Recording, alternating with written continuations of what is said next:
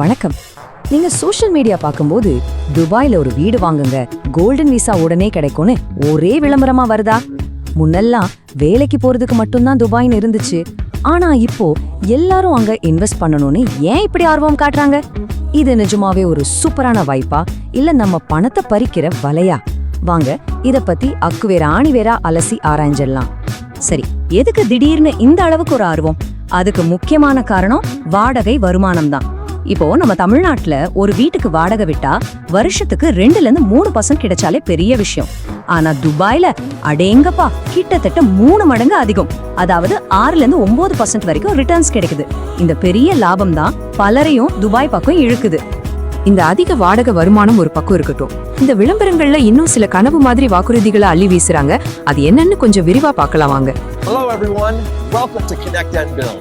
Sit back, relax and enjoy the video. Let's get started.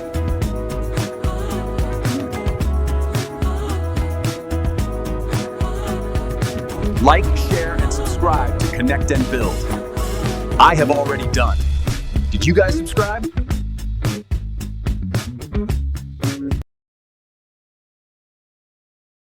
இந்த விளம்பரங்கள்ல சொல்ற விஷயங்கள் உண்மையிலே நம்ப முடியாத அளவுக்கு ஆச்சரியமா இருக்கு. முதல்ல, உங்க வாடகை வருமானத்துக்கு ஒரு பைசா கூட வரி கட்ட தேவையில்ல. முழு பணமும் உங்க பாக்கெட்டுக்கு தான். ரெண்டாவதா, நீங்க ஒரு 4.5 கோடி ரூபாய்க்கு மேல முதலீடு செஞ்சா உங்களுக்கு 10 வருஷத்துக்கான கோல்டன் விசா கிடைக்குது. இதோட சேர்த்து உலகத்திலேயே ரொம்ப பாதுகாப்பான சூழல், அப்புறம் டாலர் மதிப்புக்கு நிகரா இருக்கிற திர்ஹம், இதெல்லாம் உங்க முதலீடு இன்னும் ஸ்ட்ராங் ஆக்குது. சரி, அந்த கனவு உலகத்துல இருந்து இப்ப கொஞ்சம் யதார்த்தத்துக்கு வருவோம். இந்த விளம்பரங்கள்ல யாருமே சொல்லாத மறைமுகமான பல கட்டணங்கள் இருக்கு. அதனால ஒரு வீடோட விலைய மட்டும் பார்த்து நாம ஏமாந்துடக்கூடாது. இப்போ ஒரு உதாரணத்துக்கு, நீங்க 1 கோடி ரூபாய்க்கு ஒரு வீடு வாங்குறீங்கன்னு வச்சுப்போம். உங்க செலவு 1 கோடியோட நிக்காது. அதான் இங்க விஷயமே. அந்த வீட்டு விலையோட சேர்த்து துபாய் லேண்ட் டிபார்ட்மெண்ட், அதாவது டிஎல்டிக்கு ஒரு 4% கட்டணம் கட்டியாகணும். அது மட்டும் இல்ல, ஏஜென்ட் கமிஷன், ரெஜிஸ்ட்ரேஷன் ஃபீஸ்னு இன்னும் ஒரு 2-3% எக்ஸ்ட்ரா ஆகும். ஸோ மொத்தமா பாத்தீங்கன்னா நீங்க பாக்குற விலையை விட ஒரு 6-7% வரைக்கும் அதிகமா செலவு பண்ண ரெடியா இருக்கணும். இதுதான் ரொம்ப ரொம்ப முக்கியமான ஒரு பாயிண்ட். நீங்க வீட்டை வாங்கிட்டீங்க, அதோட முடிஞ்சதானா? இல்ல, ஒவ்வொரு வருஷமும் நீங்க மெயின்டெனன்ஸ் சார்ஜ், அதாவது சர்வீஸ் சார்ஜ் கட்டாயமா கட்டியாகணும். இது ஒரு வருஷத்துக்கு குறைஞ்சது 2 லட்சம் ரூபாய் வரைக்கும் வரும். உங்க வீட்ல ஆள் இருந்தாலும் சரி இல்லனாலும் சரி, இந்த கட்டாய செலவை நீங்க செஞ்சுதான் ஆகணும். இவ்வளவு செலவுகள் இருந்தாலும் துபாய் மார்க்கெட் ரொம்பவே பாதுகாப்பானதுன்னு சொல்லலாம். ஏன்னா அங்க இருக்கிற சட்ட திட்டங்கள் ரொம்ப வலுவானது. சரியான விதிகளை மட்டும் நீங்க தெரிஞ்சுக்கிட்டா போதும், உங்க முதலீடு 100% சேஃப்.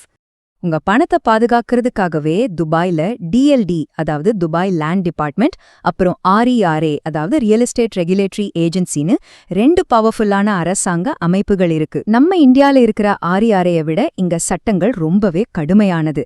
அதனால ஏமாந்து போறதுக்கான வாய்ப்பு ரொம்ப ரொம்ப குறைவு. நீங்க முக்கியமா கவனிக்க வேண்டிய ஒரு விஷயம் இதுதான். எப்போ வீடு வாங்கினாலும் ஃப்ரீ ஹோல்ட் ஏரியால மட்டும் வாங்குங்க. அப்போதான் அந்த நிலமும் வீடும் உங்களுக்கும் உங்க தலைமுறைக்கும் நிரந்தரமா சொந்தம். லீஸ் ஹோல்டுன்னு சொன்னா அதை வெறும் 99 வருஷத்துக்கு குத்தகைக்கு எடுத்த மாதிரி தான்.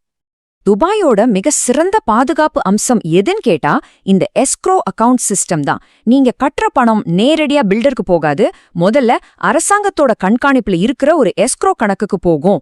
பில்டர் வேலையை முடிக்க ஸ்டேஜ் பை ஸ்டேஜா தான் அவருக்கு பணம் ரிலீஸ் ஆகும். இதனால ஒருவேளை ப்ராஜெக்ட் நின்னாலும் உங்க பணம் முழுசா பாதுகாப்பா இருக்கும். இப்போ நம்ம இந்தியால இருந்து முதலீடு பண்றப்போ நிறைய பேருக்கு தெரியாத ஒரு பெரிய சிக்கல் இருக்கு. அத பத்தி இப்போ பார்க்கலாம். இது ரொம்ப முக்கியமான விஷயம், கவனமா கேளுங்க. இந்திய ரிசர்வ் வங்கியோட LRS ரூல் படி ஒரு தனிநபரால் ஒரு வருஷத்துல வெளிநாட்டுக்கு அதிகபட்சமா $2.5 லட்சம், அதாவது ஏகதேசம் 2 கோடி ரூபாய் தான் அனுப்ப முடியும். அதனால நீங்க ஒரு பெரிய சொத்து வாங்குறதா இருந்தா உங்க மனைவி அல்லது கணவர் மாதிரி குடும்பத்துல இருக்கிற மத்தவங்க அக்கவுண்ட்ல இருந்தும் பணத்தை அனுப்ப வேண்டியிருக்கும். இத முதல்லயே சரியா பிளான் பண்ணிக்கிறது ரொம்ப அவசியம். சரி, இவ்வளவு விஷயங்களையும் பார்த்தாச்சு. கடைசியா இந்த முதலீடு யாருக்கு தான் சரிப்பட்டு வரும், யார் இதை தவிர்க்கணும்னு ஒரு முடிவுக்கு வருவோம் வாங்க. ரொம்ப சிம்பிளா சொல்லணும்னா, உங்ககிட்ட உபரி பணம், அதாவது 1 கோடி ரூபாய்க்கு மேல இருந்து அத ஒரு டாலர் அடிப்படையிலான சொத்துல போட்டு வருமானம் பார்க்கணும்னு நினைக்கிறீங்களா? அப்போ இது உங்களுக்கு ஒரு நல்ல ஆப்ஷன். ஆனா உங்க மொத்த ஜீவித சேமிப்பையும் இதுல போடுறீங்க, இல்ல அதிக வட்டிக்கு கடன் வாங்கி முதலீடு பண்ற ஐடியால இருக்கீங்கன்னா தயவு செஞ்சு இந்த பக்கமே வராதீங்க. இது உங்களுக்கு சரிப்பட்டு வராது. கடைசியா இந்த ஒரு வரியில எல்லாத்தையும் சொல்லிடலாம். துபாய் ஒரு தங்க மாதிரியான முதலீடு தான், ஆனா அதை நீங்க சரியான இடத்துல சரியான பில்டர் கிட்ட இருந்து வாங்கணும். ஆஹா, விளம்பரத்தோட கவர்ச்சிக்கு பின்னாடி இருக்கிற உண்மையான செலவுகள், சவால்கள், அப்புறம் பாதுகாப்பும் அம்சங்கள்னு எல்லாத்தையும் நம்ம பார்த்தோம். இப்போ முடிவு உங்க கையில தான். உங்க நிதி இலக்குக்கும் ரிஸ்க் எடுக்கிற உங்க திறனுக்கும் துபாய் சரியான தேர்வா இருக்குமா? நல்லா யோசிச்சு முடிவெடுங்க.